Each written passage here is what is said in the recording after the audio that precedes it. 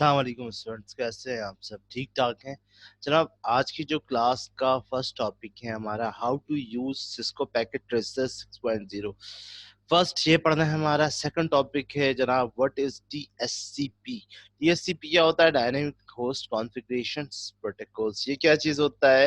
इसके साथ हमने व्हाट इज डीएनएस सर्वर ये पढ़ना है हमें। व्हाट इज एआरपी प्रोटोकॉल ये पढ़ना है हमने। वो मैंने इसमें मेंशन किया, लेकिन वो डीएससीपी के साथ फिर प्रैक्टिकल्स में आपको करके बताऊंगा कि क्या चीज होती है। और मेन टॉपिक जो हमारा होगा आज का, सबसे पहले जो थ्योरी में हमें कवर अप करना है what is a network gateway.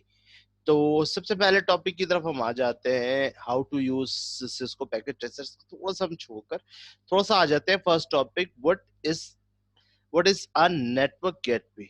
देखिए, नेटवर्क गेटवे क्या होता है? दो डिफरेंट नेटवर्क्स होते हैं ना हमारे पास, जिनके अपने प्रोटोकॉल्स होते हैं, जिनके अपने सेट ऑफ रूल होते हैं, जिनके अपने तरीकेकार होते हैं, जो अपने तरीकेकार से डेटा कम्युनिकेशन करवा रहे होते हैं ना। तो दो डिफरेंट नेटवर्क को अगर हमें एक दूसरे से कनेक्ट करना हो तो उसके लिए हम लोग जो डिवाइस यूज करते हैं जनाब, वो डिवाइस कौन सी होती है हमारी? वो डिवाइस होती है जनाब गेटवे। इसकी मिसाल इस तरह से ले लें कि जैसे हमारे पास दो डिफरेंट नेटवर्क है, जो डिफरेंट सर्वर नेटवर्क है। मिसाल के तौर पे वारिद है और टेलीनॉर है। तो हम इन दोनों नेटवर्क को आपस में कनेक्ट करना चाहते हैं। तो इन दोनों नेटवर्क को आपस में कनेक्ट करने के लिए जो डिवाइस यूज करते हैं, दोनों के सेट ऑफ रूल्स अलग है, दोनों के डेटा की कम्युनिकेशन के तरीके कार अलग है। तो इन दोनों नेटवर्क को एक दूसरे से कनेक्ट करने के लिए जो हम डिवाइस यूज करते हैं जनाब, वो होता है वो जो डिवाइस यूज करते हैं हम लोग, वो होता है जनाब नेटवर्क गेटवे। इसकी मिसाल इस तरह से भी ले सकते हैं कि हम लाइव एग्जांपल से ही मैं आपको समझा देता हूँ कि सपोज करें मुझे इंग्लिश आती है और आपको उर्दू बोलना आती है। ठीक है, तो हम दोनों अगर आपस में एक दूसरे से कम्युनिकेशन करेंगे तो मेरे बात करने का तरीका ऐसा है, मुझे इंग्लिश में तो मैं अपने सेट ऑफ रूल्स है ना, जो अगर मैं किसी अपने इंग्लिश बोलने वालों से कम्युनिकेशन करूंगा तो हमारे अपने सेट ऑफ रूल, हमारे अपने बोलने का तरीका। आप उर्दू में बात करते हैं तो आपके सेट ऑफ रूल अलग है। लेकिन जब हम आपस में दोनों कम्युनिकेशन करेंगे तो हमें एक थर्ड पार्टी की जरूरत होगी जिसे इंग्लिश भी आती होगी और उर्दू भी आती है। यानी वो मेरी बात को सुन के आपको जवाब देगा और आप की बात को सुन के मुझे देगा। तो ये जो बीच में जो थर्ड पार्टी है, ये गेटवे का काम कर रहा था। इसी तरह दो डिफरेंट नेटवर्क जिनके अपने अपने सेट ऑफ रूल्स हैं, जिनके अपने अपने प्रोटोकॉल्स हैं, तो उनके दरमियान भी उनको भी आपस में कनेक्ट करवाने के लिए गेटवे यूज करते हैं। इसको हम थोड़ा सा डेफिनेशन पढ़ लेते हैं ताकि हमें और अच्छी तरह से समझ आ जाए। A network gateway join to network so the device on one network can communication with the devices on another network. तो क्या इसमें क्या कह रहा है कि a network gateway join to network the device on one network. दो different network gateway किया था, दो डिफरेंट नेटवर्क को आपस में ज्वाइन करके एक नेटवर्क बना देता है, एक नेटवर्क कम्युनिकेशन के लिए बनाता है, जो या दो से ज्यादा नेटवर्क को जो आपस में कम्युनिकेशन करके एक नेटवर्क बना देता है, उसको हम कहते हैं गेटवे। ठीक है, इसका without gateway you did not to able access the internet communication and send data back और फ्रंट। या विदाउट गेटवे आप ना ही इंटरनेट से कम्युनिकेशन कर सकते हैं एक दूसरे से, ना ही डेटा एक दूसरे को भेज सकते हैं। तो दो डिफरेंट नेटवर्क से जो कम्युनिकेशन हो रही होती हैं, जो डेटा ट्रांसफर एक दूसरे से होता है, वो थ्रू द किसके होता है? गेटवे के। A gateway can be implement completely in software. एक गेटवे कंप्लीटली जो इम्प्लीमेंट्स होता है वो सॉफ्टवेयर के ऊपर होता है, हार्डवेयर के होता है, कॉम्बिनेशन ऑफ यानी दोनों के ऊपर होता है। यानी हार्डवेयर और सॉफ्टवेयर दोनों के ऊपर नेटवर्क गेटवे है। यहाँ पर आपके सामने मैंने एक मैप भी बना रखा है। ये एक अलग सर्वर है, ये एक अलग नेटवर्क है, ये एक अलग नेटवर्क है, इसकी आईपी अलग है, इसकी आईपी अलग है। इन दोनों नेटवर्क को जो आपस में ज्वाइन कर रहा है वो गेटवे कर रहा है ना, कि इन इस नेटवर्क के अपने अलग यूजर हैं, इस नेटवर्क के अपने, तो इनको कम्युनिकेशन के लिए जो बीच में जरिया बन रहा है वो नेटवर्क गेटवे होता है। तो आई होप, उम्मीद करता हूँ आपको उनका गेटवे अच्छी तरह से समझ में आएगा। दो डिफरेंट नेटवर्क जिनके अपने अपने प्रोटोकॉल्स होते हैं, अपने अपने सेट होते हैं, उनको आपस में कम्युनिकेशन करवाने के लिए, उनको एक नेटवर्क बनाने के लिए जो आपस में डिवाइस जो यूज होती है उसको हम कहते हैं गेटवे। आगे बढ़ते हैं जनाब, बढ़ते हैं आगे। हमारे पास नेक्स्ट जो है what is DSCP, dynamic host configuration protocol. ये क्या करता है? डायनेमिक होस्ट डीएससीपी प्रोटोकॉल क्या चीज है? डायनेमिक होस्ट कॉन्फ़िगरेशन प्रोटोकॉल ये क्या चीज होती है? जैसे मिसाल के तौर पे मैं एक नेटवर्क बनाता हूँ ना, मेरे एक ऑफिस का नेटवर्क मैं क्रिएट कर रहा हूँ ना, तो मेरे ऑफिस में तकरीबन 100 यूजर्स हैं जिनको मुझे एक सर्वर से कनेक्ट करना है ना, एक नेटवर्क बना रहा हूँ। मिसाल के तौर पे मेरे नेटवर्क का नाम है सपोज SSC है, जैसे मेरे नेटवर्क का नाम है SSCA, ये मेरे नेटवर्क का नाम है, ठीक है। इस नेटवर्क में क्या हो गया कि मेरा एक स्विच लगा दिया मैंने, ठीक है। एक स्विच से मैंने बहुत सारे जो कंप्यूटर है वो मैंने कनेक्ट कर दिए। बहुत सारे कंप्यूटर सपोज कर लें, बहुत सारे कंप्यूटर जो है इस एक नेटवर्क से कनेक्ट है। सपोज 100 ऑफ कंप्यूटर इस एक नेटवर्क से कनेक्ट है, ठीक है। तो मुझे क्या करूंगा, इन तमाम नेटवर्क से अलग अलग लोकल एरिया पे बना रहा हूँ मैं। तो सपोज करें, यहाँ पर भी आपको समझा रहा हूँ, अभी आपको समझो, और भी बहुत सारे नेटवर्क है ना, ये सारे नेटवर्क एक डिवाइस से कनेक्ट है। सपोज करिए एक सेंटर हब है, या सपोज करिए एक हमारा सर्वर है। तो अब भी क्या होगा, जो अलग अलग यूजर होंगे, डी अलग अलग यूजर होंगे, मुझे अलग अलग उनकी आईपी डिफाइन करनी पड़ती है, यानी अलग अलग नोड्स को, यानी ये जो हमारे अलग अलग पीसी होते हैं जिनको हमारे नोड्स कहते हैं, जो डिवाइसेस होते हैं, तो हम इनको अलग अलग आईपी डिफाइन करना होता है। तो डीएचसीपी ये काम आसान कर देता है। डीएचसीपी क्या होता है कि हम एक सर्वर क्रिएट करते हैं, ठीक है। सर्वर के ऊपर हम आईपी सेट कराते हैं, जो भी नया यूजर हमारे सिस्टम में, हमारे नेटवर्क कनेक्ट होता है, तो उसको ऑटोमेटिकली सर्वर एक आईपी असाइन कर देता है, ठीक है। वो ऑटोमेटिकली जैसे हम कनेक्ट करेंगे, ऑटोमेटिकली हम सर्वर से उसका यूजर बनाएंगे, उसको राइट देंगे, ऑटोमेटिकली उसको आईपी असाइन हो जाएगी। तो ये काम डीएचसीपी करता है ना। कि what is DHCP, dynamic host configuration protocol. यानी कि क्या होता है कि एक सर्वर से चाहे 100 यूजर हो या 200 यूजर हो, जैसे इसका काम क्या होता है कि इसका काम क्लाइंट को, यानी यूजर्स को, जो क्लाइंट कहलाते हैं हमारे, उसको ऑटोमेटिकली आईपी प्रोवाइड करने का काम करवाता है, ठीक है।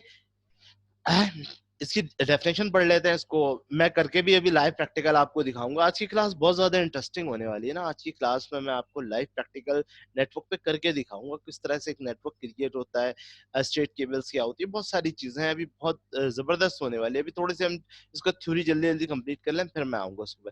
तो डीएचसीपी की डेफिनेशन देख लें। डीएचसीपी क्या, dynamic host configuration protocol is a protocol that provide the quick and automatic and central management for the distribution of IP addresses। मैंने आपसे क्या किया, इसका काम क्या होता है कि जो नेटवर्क के ऊपर जितने भी क्लाइंट्स हमारे ज्वाइन करते रहते हैं, उनको वो क्या डिस्ट्रीब्यूट करता है, ऑटोमेटिकली आईपी डिस्ट्रीब्यूशन की डिस्ट्रीब्यूट करता है, मैनेज करता है, ठीक है। IP address with a network. DHCP is also use to configure the subnet mask. और क्या करता है, ये सबनेट मास्क प्रोवाइड करता है। सबनेट मास्क का मतलब क्या होता है कि एक सर्वर की अपनी आईपी होती है, जो तमाम कंप्यूटर को ऑटोमेटिकली असाइन करता होता है, जिससे हमारे इंटरनेट चलता है। उस आगे लिखता है कि default gateway and DS server information on the devices. और ये क्या करता है, default gateway and DNS server को इंफॉर्मेशन प्रोवाइड करता है, डिवाइस को देता है। किस तरह से करता है, ये तमाम चीजें मैं आपको बताता हूँ। मैं दोबारा बता रहा हूँ, डीएचसीपी का काम क्या होता है, आपके क्लाइंट को ऑटोमेटिकली आईपी डिफाइन करता है, यानी सर्वर खुद ही आईपी देता है, हमें बार बार किसी को आईपी देने की जरूरत नहीं होती। तो इससे हम बहुत इजीली, अगर किसी सिस्टम में कोई प्रॉब्लम होता है, ऑटोमेटिकली हम थ्रू द सर्वर उसको डिटेक्ट कर सकते हैं। आगे बढ़ते हैं जनाब। What is what is a DNS server. DNS server क्या होता है, डोमेन नेम सिस्टम।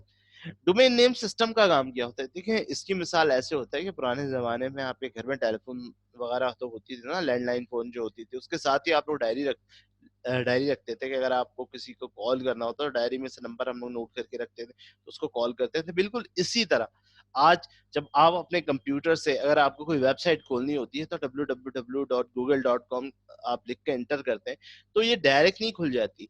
कि आप इसके सबसे पहले क्या होता है कि आप इंटरनेट किस आईएसपीज का यूज कर रहे हैं। आईएसपीज का मतलब क्या होता है, इंटरनेट सर्विस प्रोवाइडर।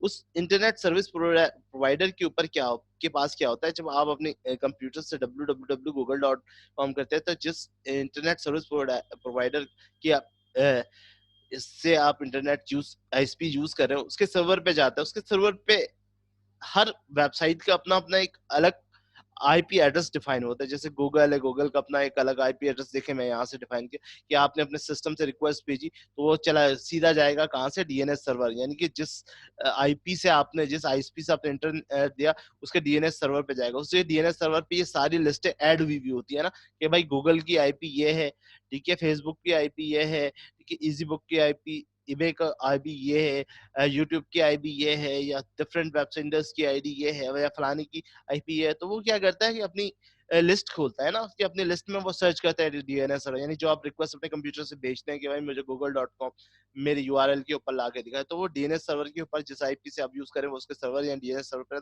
उस सर्वर के ऊपर पूरी एक लिस्ट सेट की हुई होती है कि भाई इस आईपी पे google.com खुलेगी, तो वो उसको सर्च करके फिर आपके पास रिक्वेस्ट भेजता है, तो आपकी स्क्रीन पे आ जाता है। जैसे ही आपकी स्क्रीन पे आता है, एक दफा आपने उसको सर्च करवा लिया, तो फिर क्या होता है कि आपके ब्राउजर के कैशे मेमोरी में वो आके वेबसाइट स्टोर हो जाती है। तो आप जब दोबारा आप उसको जैसे ही लिखते हैं एड्रेस, तो वो ऑटोमेटिकली आपके पास जाता है, तो बार बार वो सर्च करने की जरूरत नहीं होती। फिर आप जैसे इंटर करते हैं तो वो आपकी वेबसाइट के ऊपर यूआरएल के ऊपर सर्च होना शुरू हो जाती है। ठीक है, समझ में आ गया आपको? ये होता है डोमेन नेम सिस्टम, यानी कि जिस इसकी मिसाल जैसे मैंने अभी आपको टेलीफोन लैंडलाइन की डायरी की दी थी, जैसे आज के दौर में मोबाइल फोन है, अगर आपके मोबाइल फोन पे अगर आपको किसी को कॉल करना होता है कि जस्ट आपने उसका नाम डालता है, उसका नंबर सामने जाता है, आप उसको क्लिक करते हैं, उसको कॉल लग जाती है। बिल्कुल इसी तरह अ, आप जिस आईएसपी का इंटरनेट यूज कर रहे हैं, उस आईएसपी ने अपना एक सर्वर बनाया होता है, और सर्वर के ऊपर उसने डिफरेंट वेबसाइट जो होती है उनकी आईपी सेट की हुई होती है, एक लिस्ट बनाई हुई होती है, जो यूजर जो भी रिक्वेस्ट भेजता है तो वो वेबसाइट को सर्च करता है। बाजूकात क्या होता है, डीएनएस डोमेन नेम सिस्टम से कुछ जिसकी आईपी आप यूज कर रहे हैं, वो उन्होंने कुछ वेबसाइट्स को, जैसे उल्टी सी जो वेबसाइट है उनको वो ब्लॉक भी कर देते हैं ना, ताकि फिर वो आप सर्च करते हैं ना तो आपके पास मैसेज आता है the page can not display. तो ये इस तरह से होता है। आई होप कि आपको डोमेन नेम सिस्टम भी समझ में आ गया होगा। इसकी डेफिनेशन देख लेते हैं। DNS server is a computer server that contain a database of public IP address that there is the associate host name, यानी host name जो आप भेजते हैं, and in the cases server to resolve of the translate those name to IP addresses requested DNAME server run special software, यानी run special software, यानी जो आपका जो आप वेबसाइट है इसको हम वेब की जबान में सॉफ्टवेयर कहते हैं, and communication with each other using special protocol. ये स्पेशल प्रोटोकॉल की होता है ये, जिसकी वजह से आप डिफरेंट वेबसाइट्स को सर्च कर सकते हैं, ठीक है, अपने डीएनएस सर्वर के थ्रू, और उसमें कम्युनिकेशन कर सकते हैं। आगे बढ़ते हैं जनाब। आगे what is ERP protocol? ERP protocol का मतलब क्या होता है? Addressing resolution protocol. सपोज आप एक नेटवर्क के ऊपर आप इस वक्त मौजूद है ना, तो आप ये देखना चाहते हैं कि आपके नेटवर्क पे आपके अलावा और कितने सिस्टम जो है ऐड है, तो आप उन सब सिस्टम का मैक एड्रेस जानना चाहते हैं। जैसे मिसाल के तौर पर नहीं, इस नेटवर्क के ऊपर कितने सिस्टम में, 2 3 और ये 4 सिस्टम है, तो ये सपोज ये आपका सिस्टम है ना, ये आपकी आईपी एड्रेस है 4, ठीक है। तो आप चाहते हैं कि सिस्टम के ऊपर कितने सिस्टम कॉन्फ़िगर कर रहे हैं, आप अपने सिस्टम के अलावा और दूसरे सिस्टम का अगर मैक एड्रेस मालूम करना चाहते हैं, तो उसके लिए जनाब आप यूज करते हैं एड्रेस रिजोल्यूशन प्रोटोकॉल। ये होता है कि अपने अलावा आप दूसरे सिस्टम का प्रोटोकॉल अगर आप मालूम करना चाहते हैं कि आपके सिस्टम के ऊपर, आपके इस नेटवर्क के ऊपर इस वक्त कितने कंप्यूटर कॉन्फ़िगरेशन कर रहे हैं, उनका मैक एड्रेस अगर आपको चाहिए, उनका आईपी एड्रेस चाहिए, आप वो देखना चाहते हैं, तो उसके लिए एआरपी यूज करते हैं। इसके डेफिनेशन देख रहे हैं, the address resolution protocol, ARP, is the communication protocol use of the discovering the link layer address, यानी लेयर एड्रेस, जो आपके लेयर एड्रेस होते हैं इसको लेयर एड्रेस भी कहते हैं। दूसरे सिस्टम को जो आप मैक एड्रेस जो देखना चाहते हैं उसको लेयर एड्रेस को, such as a MAC address आ गया, associate with the given internet layer address, typically an IPv4 address, और उसके आप कंप्यूटर के सर्वर के भी एड्रेस देख सकते हैं। The mapping is a critical function in the internet protocol suit. ये क्रिटिकल फंक्शन होता है, किस तरह से यूज करते हैं उसको बताएंगे। ARP it was defined in 1982 by the RFC 826, which is the Internet Standard 37। जनाब 82 में ये डिफाइन किया गया RFT 24 रूल्स के मुताबिक। तो ये काम करता है आईपी एड्रेस कि किसी आपके सिस्टम के एक सिस्टम के ऊपर मौजूद है, सिस्टम के ऊपर कितने इंटरनेट कितने सिस्टम इस वक्त कनेक्ट है उनका मैक एड्रेस देखने के लिए आप ARP की कमांड यूज करते हैं। तो ये था जनाब हमारी आज की क्लास, उम्मीद करता हूँ आपको पसंद आई होगी। अब आते हैं हम अपने सबसे फर्स्ट टॉपिक के पास ऊपर ना, जिसको मैंने बिल्कुल लास्ट में रखा हुआ था कि मैं लास्ट में इस पर डिफाइन करूंगा। पहले मैंने आपको तमाम टॉपिक समझा दिए, यानी कि हमने फर्स्ट टॉपिक क्या देख लिया, मैंने DHCP के बारे में, डायनेमिक होस्ट कॉन्फ़िगरेशन प्रोटोकॉल को देखा, फिर नेटवर्क गेटवे के बारे में आपको बताया, फिर आपको DNS सर्वर क्या होता है, फिर ERP बनाया। अब हम देख लेते हैं जनाब जो हमारा first, how to use Cisco packet tracer. देखिए सिस्को पैकेट ट्रेसर क्यों यूज करें, सिस्को पैकेट ट्रेसर वो होता है कि हमें एक वर्चुअल नेटवर्क बनाना पड़ता है ना, तो हम एक क्लास के अंदर आपको वर्चुअल नेटवर्क तो नहीं बना के दिखा सकते ना, कि तार किस तरह से, ठीक है, स्विच में किस तरह से तार से नेटवर्क किस तरह से तो ये सिस्को वालों ने एक सिस्को पैकेट ट्रेसर इंट्रोड्यूस करवाया है कि इसके अंदर आप एक वर्चुअल नेटवर्क क्रिएट कर सकते हैं, सिमुलेशन करके एक नेटवर्क सिस्टम बना सकते हैं। तो इसलिए अगर आप सिस्को की सर्टिफिकेशन करते हैं या सर्टिफिकेशन का कोर्स करना चाहते हैं, MCSC सर्टिफिकेशन करना चाहते हैं माइक्रोसॉफ्ट से नेटवर्किंग के अंदर, तो उसकी जो बेस्ट प्रैक्टिस होती है तो उसके लिए सिस्को पैकेट टेस्टर है। इसके अलावा और भी बहुत से नेट मीटिंग वगैरह और भी नेट स्केप्स वगैरह बहुत सारे सॉफ्टवेयर और भी हैं जो डिफरेंट कंपनीज वगैरह ने बनाया, जिसके ऊपर आप तो डिफरेंट कंप्यूटर को एक सर्वर से डिफरेंट कंप्यूटर को कनेक्ट करके उसमें IP डिफाइन कॉन्फ़िगरेशन करके दिखा सकते हैं। तो अभी मैं आपको करके दिखाऊंगा। इसकी डेफिनेशन देखते हैं कि packet tracer is the cross platform virtual simulation, जैसे वर्चुअल सिमुलेशन मैंने अभी आपको बताया, tools of the design by Cisco system that allow user to the create network topologies में create कर सकते हैं, and emanate modern computer network, और मॉडर्न कंप्यूटर नेटवर्क भी इसमें बना सकते हैं। ठीक है, जैसे मैं अभी बना के आपको मॉडर्न दो डिफरेंट कंप्यूटर्स को आपस में कनेक्ट करूंगा। इसके अलावा DHCP से मैं आपको नेटवर्क कनेक्ट करना बताऊंगा, नेटवर्क को कॉन्फ़िगर किस तरह से करना है वो सब इस सिस्को पैकेट ट्रेसर में करना बताऊंगा। बहुत ईजी है, मैं आपसे ये सॉफ्टवेयर भी इंशाल्लाह आपके ग्रुप पे शेयर कर दूंगा।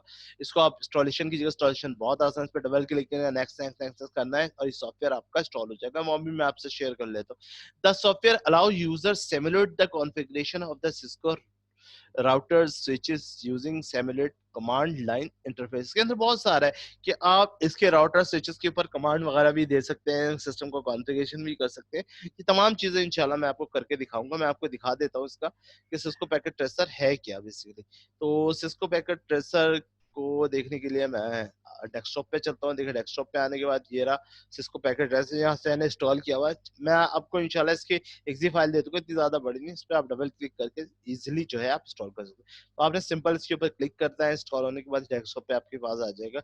ये भी आपके पास आ रहा है Cisco network academy Cisco packet tracer. ठीक है स्टूडेंट, ये अभी लोड हो जाने दे, उसके बाद फिर मैं आपको कॉन्फ़िगरेशन करके दिखाऊँ। ये आपके सामने आ गया।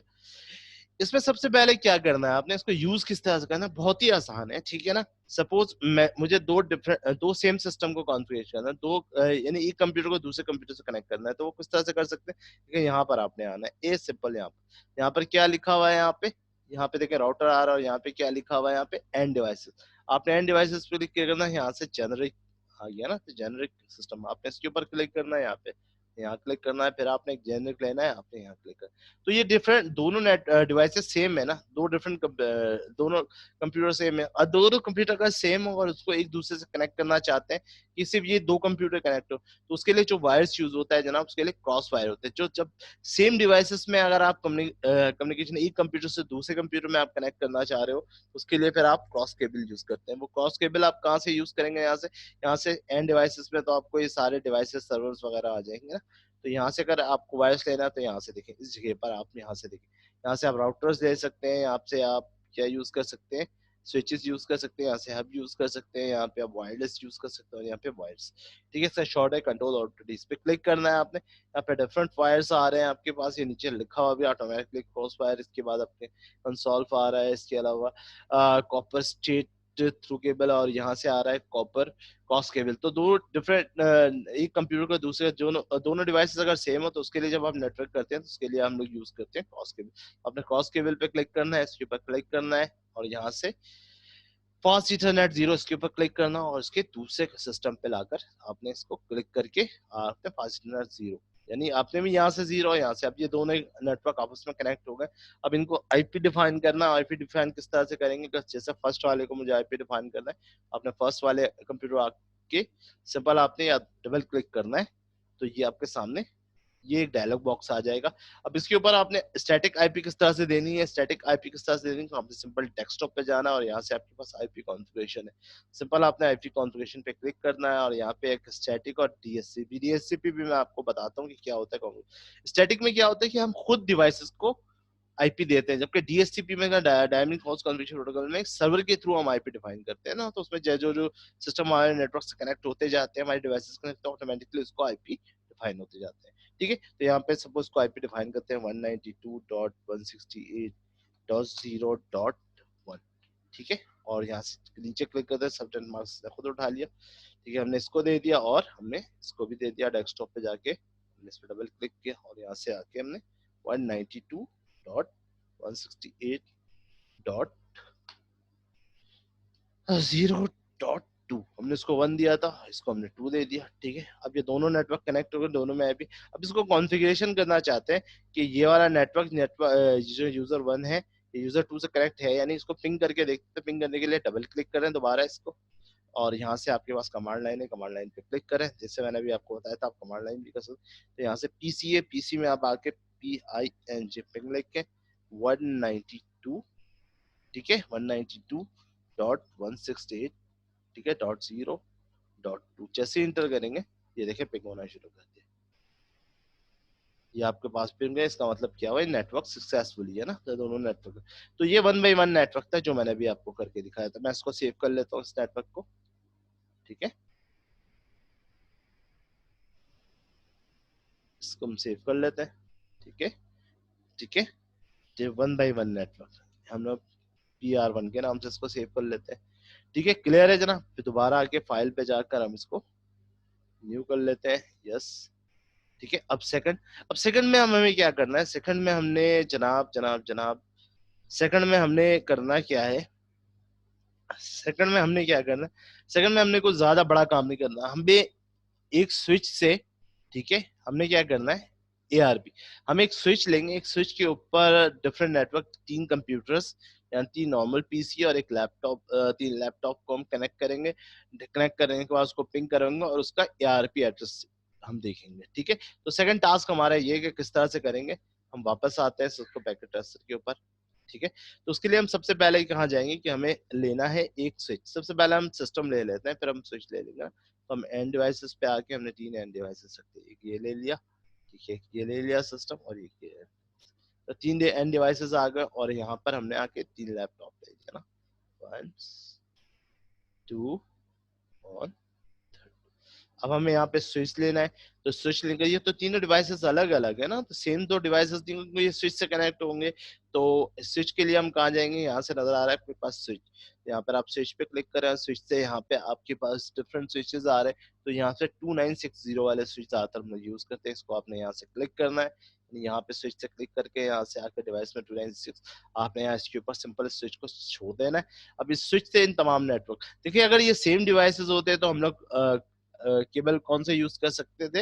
हम अगर सेम डिवाइस, अगर इन दोनों कंप्यूटर को आपने सेम डिवाइसेस को कनेक्ट करना है तो हम क्या क्रॉस वायर यूज करेंगे। लेकिन अब ये स्विच एक अलग डिवाइस है और ये कंप्यूटर एक अलग डिवाइस है, तो इसको हम करेंगे स्टेट केबल को थ्रू। ठीक है, कॉपर स्टेट केबल, इसके ऊपर क्लिक करेंगे, यहाँ से हम इसके ऊपर हम क्लिक करेंगे, यहाँ से इथरनेट 0 और यहाँ से लाके इस स्विच के साथ क्लिक करके यहाँ से इथरनेट 0। ठीक है, फिर दोबारा हम आके इसको इस सिस्टम को क्लिक करेंगे, इथरनेट 0, इसके आके इसको 2 से कनेक्ट करेंगे। इसी तरह इस सिस्टम को यहाँ से कनेक्ट करके हम यहाँ से थ्रेड से कनेक्ट करेंगे। इसी तरह इस सिस्टम को हम 0 से इंटरनेट 4 से कनेक्ट करेंगे। इसी तरह इस सिस्टम को हम कनेक्ट करेंगे इस वाले सिस्टम से, ये 5 से, और इसे कनेक्ट करेंगे जनाब 6 से।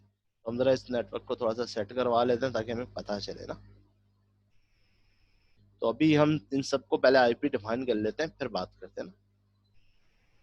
तो ये हमने एक नेटवर्क बना लिया। ठीक है, अब इन सबको हम आईपी डिफाइन कर सकते हैं इन सारे डिवाइसेस से। ठीक है, तो इनको आईपी किस तरह से डिफाइन करेंगे, सिंपल डबल क्लिक करेंगे। ठीक है, डबल क्लिक फर्स्ट डिवाइसेस को और यहाँ से आ जाते हैं हम डेस्कटॉप पे और यहाँ से आईपी डिफाइन कर लेते हैं ना। यहाँ पे हम डिफाइन कर लेते हैं 192.168.0.2। 1 हमने इसको कॉपी कर लिया, ठीक है। दोबारा नीचे आ जाते हैं और इसको डबल क्लिक करते हैं, डेस्कटॉप स्टैटिक, इसको कर देते हैं हम 2, सेम मत रख दीजिएगा वरना क्या हो जाएगा, एरर आ जाएगा। डेस्कटॉप, इसको हम 3 दे देते हैं, इसको हम 4 दे देते हैं, ठीक है। सॉरी, इसको हम 4 दे देते हैं, इसको हम दे देते हैं 5, ठीक है, और इसको 6 दे देते हैं।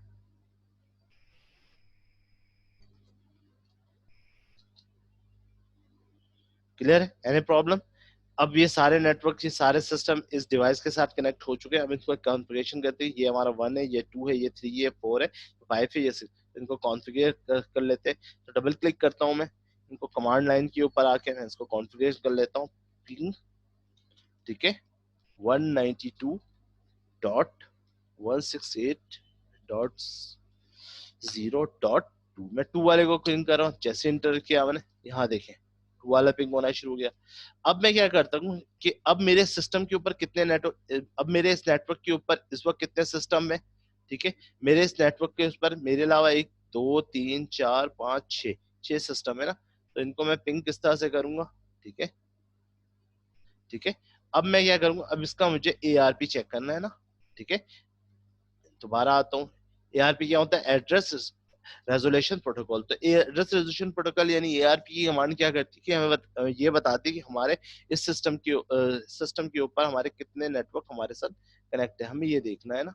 तो ये चीज देखने के लिए हम क्या करेंगे, यहाँ पे सिंपल हम, ठीक है, ARP स्पेस माइनस, हम ये सिंपल इंटर करेंगे। तो यहाँ पर हमने किस नेटवर्क को कॉन्फ़िगरेशन किया था, 192.168, इस वक्त हमारे नेटवर्क में सिर्फ मेरे अलावा और कौन सा नेटवर्क है, ये इसका इंटरनल आईपी एड्रेस, यानी कौन सा है, 192। इसके अलावा मैं इन सबको सर्च कर लेता हूँ, ठीक है। मैं थर्ड को भी कॉन्फ़िगरेशन कर लेता हूँ, फिर 1 बाय 1 मैं 5 को कॉन्फ़िगर करता हूँ, फिर आपको दिखाता हूँ। मैं 4 को भी कॉन्फ़िगरेशन कर लेता हूँ, सारे कॉन्फ़िगरेशन हो रहे हैं, ठीक है। मैं 5 को भी पिंग कर लेता हूँ, चेक कर लेता हूँ मैं नेटवर्क तो सही आ रहा है ना, ठीक है, और 6 को भी कर लेता हूँ, ठीक है। अब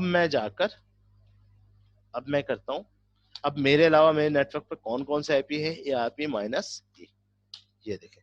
तो इसके अलावा मेरे मेरे नेटवर्क पे इस वक्त कितने कंप्यूटर, इस वक्त डिवाइसेस कनेक्ट है, 1 2 3 4 5, आ रहा है आपके सामने डायनेमिक एड्रेस, और ये आपका होस्ट आ रहा है, ठीक है। तो ये चीज होती है जनाब एआरपी, ठीक है। एआरपी क्या करता है कि आपके अलावा जितने भी आपके नेटवर्क सिस्टम पे नेटवर्क कनेक्ट होंगे उन सबको वो उसका मैक एड्रेस आपके सामने शो कर देता है, ठीक है।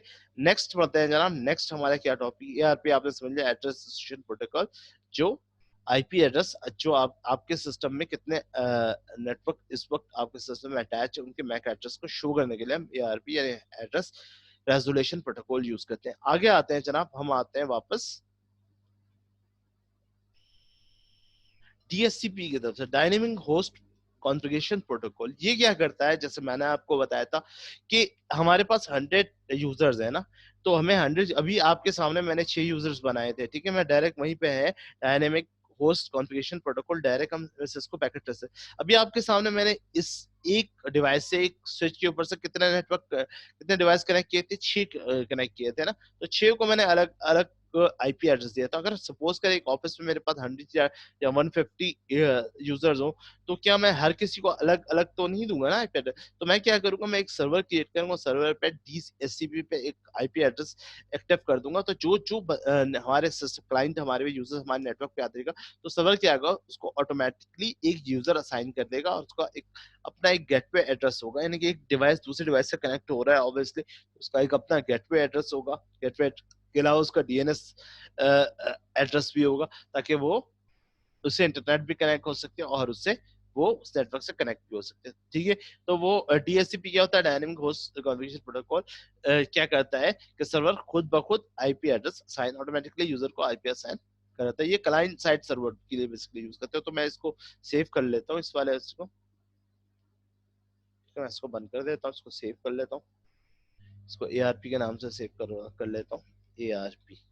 ठीक है, फाइल पे जाके न्यू सेव। अब मैं बनाता हूँ जनाब DHCP एक सर्वर बनाऊंगा, सर्वर से सेम यही नेटवर्क बनाऊंगा। तो इसको किस तरह से बनाऊंगा जनाब, उसको बनाने के लिए मैं सबसे पहले वैसी एंड पे जाऊंगा।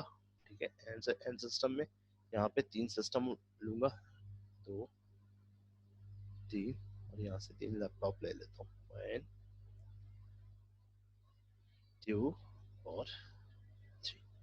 यहाँ से वैसे स्विच ले लेता हूँ मैं, स्विच कौन सा लूंगा, वही 2960, एक स्विच ले लेता हूँ। ठीक है, स्विच के बाद मैं एक सर्वर भी ले लेता हूँ। सर्वर कहाँ से लूंगा, एंड पे आऊंगा और यहाँ से एक सर्वर उठा के एक सर्वर भी ले लेता हूँ, DHCP सर्वर है मेरा। ठीक है, वैसे ही स्टेट क्रॉस स्टेट केबल से मैं इन सबको कनेक्ट करवा देता हूँ। ठीक है,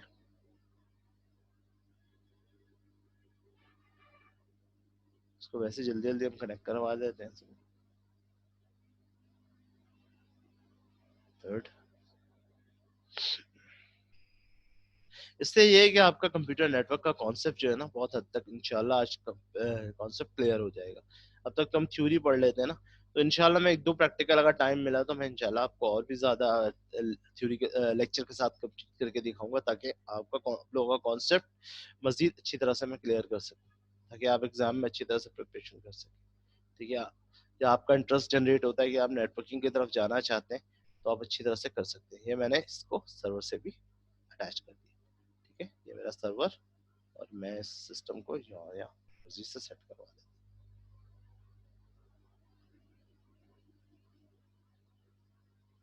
ठीक है, ये मेरा नेटवर्क जनाब क्रिएट हो गया। ठीक है, अब मैं क्या करता हूँ, अब मैं अपने सर्वर को आईपी दूंगा और मैं सर्वर से ऑटोमेटिकली इन सारे सिस्टम पे ऑटोमेटिकली आईपी डिफाइन दूंगा। किस तरह से दूंगा, मैं सर्वर पे आके सिंपल सिंपल करूंगा, मैं सर्वर पे आऊंगा, सर्वर पे आने के बाद डबल क्लिक करूंगा और यहाँ पे जाऊंगा, मैं डेस्कटॉप पे आईपी कॉन्फ़िगरेशन पे जाऊंगा, मैं नॉर्मल आईपी दे देता हूँ, तो बस 192 क्योंकि मेरे पास कॉपी हुआ है ना, तो इसको मैं थर्ड आईपी दे देता हूँ। यहाँ से आके मैं इसको सबनेट में यहाँ पे डिफॉल्ट गेटवे जो है इसका 1 दे देता हूँ। ठीक है, क्लियर है। जो गेटवे होगा, गेटवे का काम मैंने अभी आपको नेटवर्क गेटवे आपको बता दिया कि 2 डिफरेंट नेटवर्क्स को आपस में कनेक्ट करने के लिए जो डिवाइस हम यूज करते हैं वो होता है गेटवे। तो हम गेटवे के थ्रू इसको 2 डिफरेंट नेटवर्क्स को आपस में कनेक्ट कर रहे हैं। डिफरेंट जो हमारा गेटवे का जो आईपी होगा वो ये होगा 192.168.1, और ये हमारी आईपी कहाँ से स्टार्ट होगी, 192.168. ठीक है, यहाँ पे हमने सेट करवाया हुआ 3 से। ठीक है, या 2 सेट करवाते हैं, कोई इशू नहीं है, आप 2 से करवा दे। ठीक है ना, ठीक है, आप यहाँ 2 दे दे। ठीक है, उसके बाद आप इसको यहाँ से सिंपल क्लोज कर दें। ठीक है, क्लोज करने के बाद अब आप इसको DHCP सर्वर एक्टिव करना चाहते हैं कि भाई ताकि ऑटोमेटिकली आईपी एड्रेस जनरेट करे, तो उसके लिए आप क्या करेंगे। ठीक है, उसके लिए आप सिंपल कहाँ जाएंगे, सर्विसेज के ऊपर जाएंगे। और ये 1 मिनट, एक चीज और मैं बताती हूँ, सारी चीजें जो है आपने आप यहाँ पे आईपी डिफाइन कर दी है ना, ये सारी चीजें आप सर्वर के ऊपर जाके करेंगे। ठीक है, आप सर्विसेज पे जाएंगे, आप सिंपल आएंगे, सर्विसेज पे जाने के बाद डेस्कटॉप पे आईपी तो आपने डिफाइन कर दिया ना, दोबारा देख लें आईपी। सबसे पहले आपने सर्वर की आईपी दी 192.168.0.2, ये इसका सबनेट मास्क हो गया। डिफॉल्ट गेट पे आईपी आपने ये डिफाइन की हुई। अब आप इसको DHCP से कनेक्ट कर रहे हैं, तो सर्विसेज पे जाने के बाद आप DHCP पे क्लिक करेंगे, यहाँ पे ऑफ आवर DHCP सर्विसेज को ऑन करेंगे। ठीक है, ऑन करने के बाद यहाँ पे आप आ जाएंगे सिंपल डिफॉल्ट गेटवे। तो गेटवे एड्रेस क्या था आपका, गेटवे आप देते हैं कि भाई गेटवे से आपने कहना 192.168.0.2, आपने गेटवे को 1 एड्रेस दिया हुआ था। ठीक है, और DNS सर्वर को चाहे तो आप 80.0.0 ठीक है, मैंने डिफॉल्ट गेटवे को भी एड्रेस जो है वो दिया हुआ है 100। ठीक है, और ये आईपी एड्रेस कहाँ से स्टार्ट हो, automatically IP start, IP address कहाँ से स्टार्ट हो भाई, मैंने कहा थर्ड से स्टार्ट है। ठीक है, तो ये मैंने इसका डिफॉल्ट गेटवे दे दिया DHCP पे, ये इसका DNS सर्वर्स ताकि ये इसके ऊपर इंटरनेट कनेक्ट हो जाए। ठीक है, और ये मैंने इसका क्या दे दिया हुआ है यहाँ पे स्टार्ट आईपी एड्रेस, कहाँ से ये इन सिस्टम को इन डिवाइसेस को आईपी देना स्टार्ट किए, थर्ड से देना।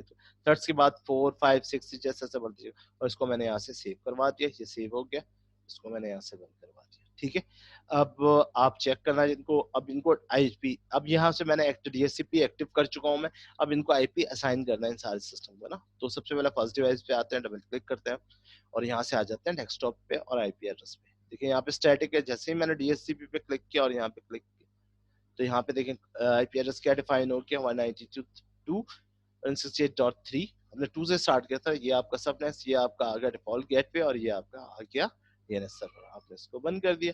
इस तरह सेकंड वाले को आप आके डेस्कटॉप पे जाएंगे, आईपी एड्रेस कॉन्फ़िगरेशन करेंगे, आप आ जाएंगे डीएचसीपी एक्टिव करेंगे और यहाँ से देखें ये भी आईपी एड्रेस आ गया, इसका 4 हो गया, आपने इसको ये बंद कर दिया। इसी तरह 5 पे भी आ गया, आपको एक करना पड़ेगा, ये ऑटोमेटिकली अब आईपी कॉन्फ़िगरेशन कर रहा है ना, ठीक है। ये 5 हो गया इसका, ठीक है। इसका आगे डेस्कटॉप पे आके हम आईपी कॉन्फ़िगरेशन पे डीएचसीपी एक्टिव करेंगे, ठीक है। ये 6 हो गया, ठीक है। डेस्कटॉप डीएचसीपी क्लियर, इसका 7 हो गया, ठीक है। और लास्ट रहता हमारा डेस्कटॉप डीएचसीपी, ठीक है। इसका 8 हो गया, क्लियर। ये सारे कनेक्ट हो गए। अब इनको पिंग करके देखना चाहते हैं तो फिर जैसे मैं पिंग करके अगर चेक करना चाहता हूँ तो ये इसकी आईपी एड्रेस क्या है, ये 3rd है ना इसकी आईपी एड्रेस की, यहाँ पे भी शो हो रही होगी ना, सारी चीजें आके सामने आ रही है। तो डबल क्लिक करें, हम ये 3 है, तो 3 से हमें 4 को चिंग करना है, तो हम कमांड लाइन पे जाके हम इसको पिंग कर लेते हैं, PING पिंग, ठीक है। 192.168, ठीक है, 168.0.3, तो ये हम 4 को कर लेते हैं पिंग। देखिए 4 को पिंग कर रहा है, इसका मतलब 4 कनेक्ट है। मैं इसको 5 को भी कर लेता हूँ, मैं जल्दी जल्दी सब करवाता हूँ। 6 को भी कर लेता हूँ, ये मैं आपको दिखाता हूँ सारी चीजें, ठीक है। 6 को भी कर लिया मैंने, 7 को भी कर लिया, ठीक है। मैंने 8 को भी कर लिया। ये कौन सा जनाब, 3 4 5 6 7 8, हमने कहाँ तक इस वक्त पिन कर लिया, हमने 8 तक कर लिया। अब हम सर्वर को भी कर लेते हैं, सर्वर का हमारा क्या है 2, हम सर्वर को भी पिन कर लेते हैं, सर्वर से भी कनेक्ट है, सर्वर भी कनेक्ट हुआ हुआ है, ठीक है। अब इन सब का अगर मैक एड्रेस मुझे देखना है तो मैं ARP डॉट सॉरी सिंपल क्या करूंगा, मैं ARP माइनस जैसे ये करूंगा तो यहाँ से देखें कितने मेरे सिस्टम के ऊपर कितने यूजर आईडी आईपी एड्रेस है, 1, यानी मेरा सर्वर एक्टिव है, ठीक है। सर्वर के अलावा ये सर्वर का एड्रेस आ रहा है जो मेरा डीएचसीपी है, ठीक है। अब आपने देखा डीएचसीपी के अलावा मेरा 1 2 3 4 5, और ये यानी मेरे साथ 6, यानी सर्वर डिवाइस के साथ मुझ समय 6 डिवाइसेस मेरे साथ इन्वॉल्व है। तो ये होता है जनाब डीएचसीपी सर्वर। डीएचसीपी का डायनेमिक होस्ट कॉन्फ़िगरेशन प्रोटोकॉल्स के थ्रू मैंने क्या किया कि मैंने एक सर्वर बनाया, सर्वर के ऊपर एक डीएचसीपी आईपी को सेट किया और तमाम यूजर को ऑटोमेटिकली आईपी असाइन किया और उसको पिक करके भी आपको दिखाया। उम्मीद करता हूं जनाब आज की क्लास आपको समझ में आएगी। मैं इसको सेव कर लेता हूं डीएचसीपी तो ये फाइल मैं आपसे शेयर भी कर दूंगा, ठीक है। आप इसको देख लीजिएगा अच्छी तरह से, ठीक है। रिवीजन कर लेते हैं एक छोटी सी अपनी क्लास को ताकि और ज्यादा अच्छी तरह से हमें समझ में आए। Sorry sorry sorry sorry sorry, ठीक है। वापस आते हैं अपनी क्लास की तरफ।